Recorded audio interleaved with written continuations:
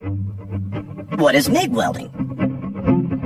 MIG stands for Metal Inert Gas Welding. The American Welding Society calls this process gas metal arc welding, or GMAW. You might also hear it called wire welding. In MIG welding, a thin wire acts as the electrode. This wire is fed from a spool mounted on a gun or inside the welding machine through a flexible tube and out of the nozzle on the welding gun or torch.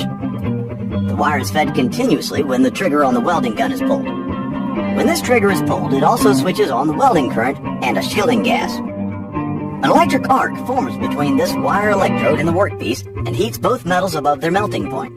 These metals mix together or coalesce and solidify to join the workpieces into a single piece. The metal in these parts to be joined is called the base metal, and the metal that comes from the melting wire electrode is called filler metal.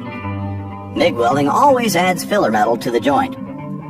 Because the wire electrode melts as it's being used, MIG is called a consumable electrode process. Here's the MIG wire going through the wire feeder into a flexible tube or conduit liner. The liner goes through the hose or welding lead all the way to the torch nozzle.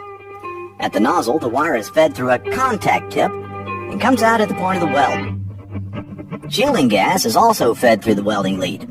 It goes through a gas diffuser and flows out of the nozzle. This shielding gas, which is often a mix of argon and CO2, protects the molten metal from reacting with oxygen, water vapor, and other things in the atmosphere. The shielding gas is stored in high-pressure cylinders like these. The pressure is reduced to a usable level by a device called a regulator. In MIG welding, all the machine controls are set on the machine itself. The most important of these are polarity, wire speed, and voltage. The trigger on the gun is just an on-off switch. For most MIG welding, the current is direct current, or DC. DC is like the current flowing from a car battery. One wire is always the negative, and one is always positive. In DC MIG welding, the electrode is usually positive and the workpiece is negative. The term DCEP is used, indicating that the current is direct current and the electrode is positive. This is also called reverse polarity, but DCEP is a more descriptive term. In an electric circuit, the current flows in a loop. In MIG welding, the current has to flow in a complete circle from the machine to the torch, into the work, and back to the machine. A work lead is clamped to the work to complete